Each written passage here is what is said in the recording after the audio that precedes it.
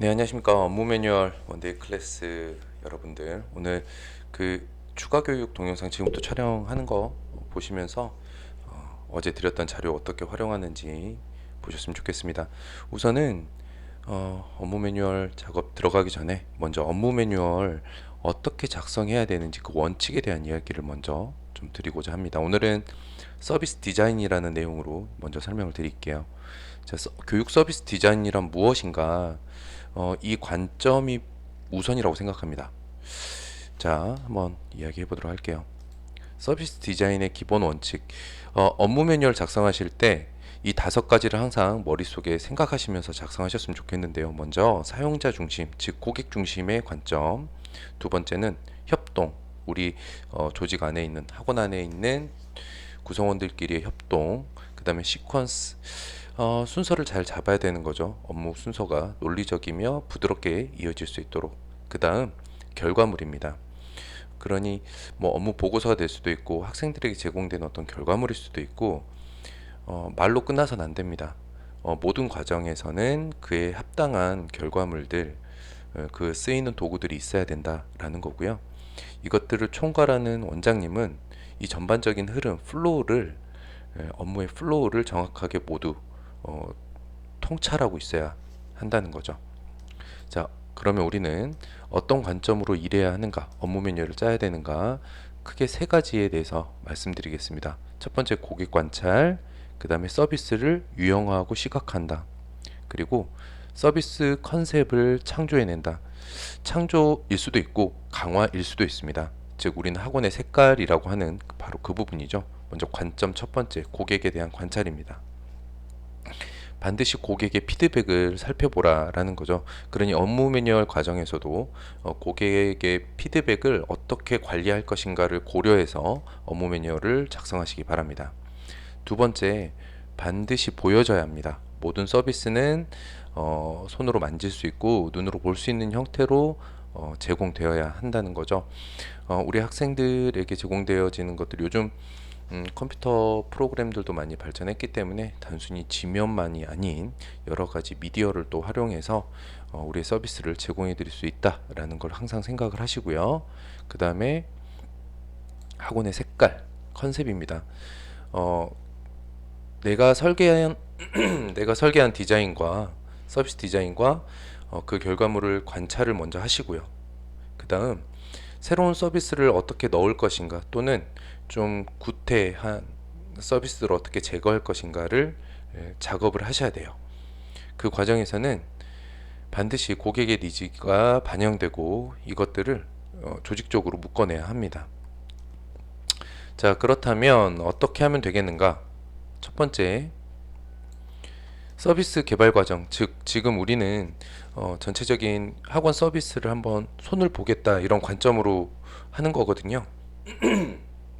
이 안에서는 핵심 이해관계자들을 참여시키는 겁니다. 그러니까 원장님 머릿속에 있는 걸 하나만 꺼내기보다는 핵심 인자들, 행정관리 또는 교무실 관리자들과 함께 참여할 수 있도록 하는 거고요. 그래서 만약에 업무 매뉴얼 작업을 꾸준히 하신다면 최소한 핵심 관계자들에게는 이 바로 생각 마스터 아이디를 공유해서라도 함께 이런 작업들을 해보시는 게 좋겠다라고 생각합니다.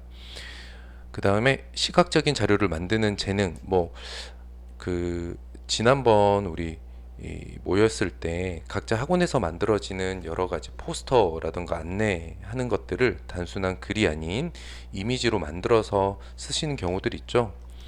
어, 이것의 핵심은 뭐 트렌드를 따라가든지 클래식한 과거 방식이든지 단순하든지 뭐 이거는 선택을 하시겠지만 결론은 두 가지다. 세련되어야 되고 직관적이어야 합니다. 그래서 시각적인 자료를 만드는 재능이 좀 필요하고요. 그리고 그것들을 만들어내는 담당자가 필요합니다. 그런데 여기서 생각할 것, 꼭 그 사람이 전문가일 필요는 없습니다. 맡길 수도 있는 거니까 우선은 내용을 생산하는 데 집중하시고 그것들을 어떻게 시각화할 것이냐라는 것은 많은 솔루션들이 있어요. 유료로 만들어주는 것도 무료로 만들어주는 것도 있기 때문에 그 결과물을 반드시 시각적으로 만들어내고자 노력하시면 되겠습니다. 그리고 여기서 빠져 있지만은 좀 세련되고 직관적이지만 어떤 맥락은 있어야겠죠. 고정된 이미지들을 가져가는 데 집중하시면 되겠습니다. 그리고 한 글자 빠졌네요. 그래서 서비스 디자인, 지금 우리가 제공하는 교육 서비스를 새로 디자인한다라고 했을 때 그 결과물은 우리가 생각하는 방법을 바꾸는 겁니다. 지금 우리가 업무 매뉴얼을 짜는 것도 일하는 방법을 바꾸는 거죠. 그 전에 바꾸는 게 일이란 어떻게 해야 되는가라는 우리의 일에 대한 생각을 바꾸는 것부터 시작하는 겁니다. 그리고 업무 매뉴얼, 지금 서비스 디자인을 한다라고 했을 때 이 업무 매뉴얼을 짤 때는 굉장히 정교해야 됩니다.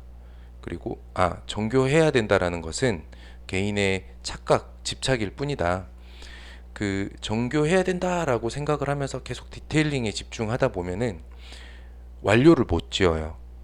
그래서 정교하고 디테일해야 하지만 그것이 완성될 때까지 아무것도 이뤄내지 못하는 것은 아무것도 하지 않은 것과 같습니다.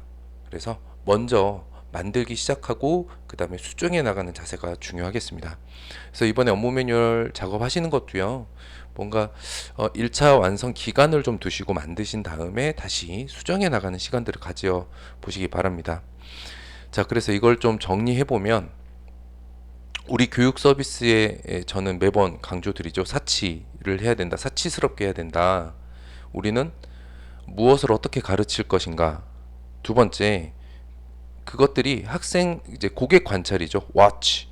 학생들도 학부모님에게 이 서비스가 어떻게 전달되고 어떤 만족도가 있는가를 관찰하고, 그 과정에서 특히 학생들에게 AS 제공되어지는 코치들이 있어야겠습니다. 애프터 서비스죠. 서비스 디자인의 핵심 중에 하나입니다. 그리고 이 세 가지의 과정이 가르치고 지켜보고 다시 코치해주는 이 과정이 정교하게끔 또 서로 흐름이 맞게끔 만들어주는 장치가 중요하겠습니다. 그러면 서비스의 원칙은 무엇일까? 크게 세 가지를 볼 수가 있겠죠.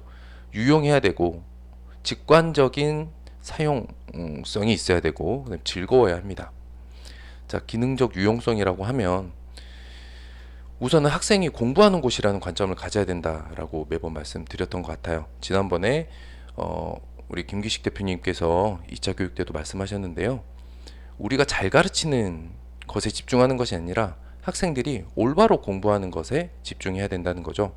그리고 고객이 필요로 하는 편익을 제공하는지, 여기에서 필요로 하는 편익이라는 것은 학생에게는 학습 환경이 될 것이고, 부모님에게는 이 학습 과정이 어떻게 진행되어지는지 눈으로 볼 수 있게 손에 쥐어주는 것, 이런 것들이라고 생각합니다. 두 번째, 직관적 사용성. 우리 학원에서 공부하는 방식들이나 이런 것들이 쉬워야 돼요. 공부가 쉽다는 게 아니라 공부하는 방식이 이해하기 쉬운 방식이어야 된다라는 거죠. 너무 복잡하거나 몇 번을 설명해도 계속 오해가 있거나 실수할 수 있는 이런 서비스는 안 됩니다. 고객이 오해하거나 실수할 가능성을 제거하면서 이용성이 편해야 돼요. 사용성이 편해야 된다는 얘기죠. 그 다음에 신속, 정확, 원활한 대응이 이루어져야 된다. 이런 것들을 생각하면서 업무 매뉴얼을 작성해 보시기 바랍니다. 그 기준은 시간, 오류 횟수, 흐름인데요. 정확한 시간에, 필요한 시간에 제공하는 것. 그 다음에 얼마나 고객들이 이 서비스를 이용하면서 오류가 자주 발생하는지를 체크하시고, 그리고 최대한 오류나 실수가 발생하지 않도록 그 흐름, 서비스의 흐름을 잘 잡아야겠습니다. 이에 대한 핵심은 빈도, 순서, 중요도. 첫 번째, 고객이 자주 하게 되는 일을 우선적으로 디자인해야 합니다. 단순하게, 그리고 정확하게. 그 다음, 원활한 서비스의 흐름을 만들기 위해서 합리적인 순서를 잡으셔야 됩니다. 그리고 우리가 중요하고 정확한 정보가 알맞은 순간에 전달되어야 합니다. 항상 뒤통수 치는 상담들 하실 수 있죠. 교육 상담 중에. 그것이 아니라 항상 선제적으로 정보가 전달이 되고 선제적으로 방어해내고 생색내는 이런 서비스가 되어야겠습니다. 그 다음, 반드시 우리의 학습이 즐거워야 합니다. 학습의 즐거움, 학습 자체의 즐거움이라기보다는 이 학습을 이곳에서 하면서 느끼는 즐거움이겠죠. 그래서 첫 번째, 고객들이 현재 어떻게 느끼는지 관찰해야 된다는 거죠. 그리고 고객들이 실용성만을 생각한다고 하는 것을 세뇌당한 건 아닌지 스스로 고찰해 봐야 됩니다. 그러니까 실용성이라고 하면 성적 올리는 것에만 집중하는 게 아닙니다. 고객들은 사실은 서비스의 감성에 지배당한다라는 걸 통찰하셔야 돼요. 얼마나 친절한지, 얼마나 세련된지, 얼마나 직관적인지, 이런 서비스 전달 자체가 감성적으로 다가갈 거고, 이것이 서비스를 판단하는 아주 지배적인 요소라는 것을 반드시 유념하셔야겠습니다. 그리고 우리의 서비스가 항상 즐거움으로 끝나는, 즐거움이 동반되어야 한다는 기본을 잊지 말아야 합니다. 그러니 학생들이 학원에서 학습하는 과정이 괴로웠더라도 집에 가는 순간에는 즐겁게 돌아갈 수 있도록 해줘야 해요. 학부모님께도 항상 이곳에서 교육 서비스를 제공받는다는 것이 즐거움이 된다는 것을 잊지 말아야겠습니다. 자, 결론입니다. 클리어링의 결론은 첫 번째, 우리가 보여주고 싶은 것이 아닌, 그러니까 우리가 보여주고 싶은 것을 서비스하는 게 아니라 고객이 보고 싶어하는 것을 서비스해야 된다. 그리고 원장님을 비롯한 학원 관리자는 스스로가 이런 서비스를 디자인하는 사람이라는 자신의 정체성을 반드시 확립해야겠습니다. 그리고 유용해야 되며 직관적으로 사용성이 편해야 하며 즐거워야 한다는 요소들을 기준으로 서비스를 재창작해야 합니다. 여기서 재창작한다는 것은 기존의 본인을 돌아보고 이러한 기준에 맞게 다시 조정을 한다는 뜻이죠. 이번 업무 매뉴얼 작성을 통해서 이런 것들을 반드시 생각하시면서 작성해 보시기 바랍니다.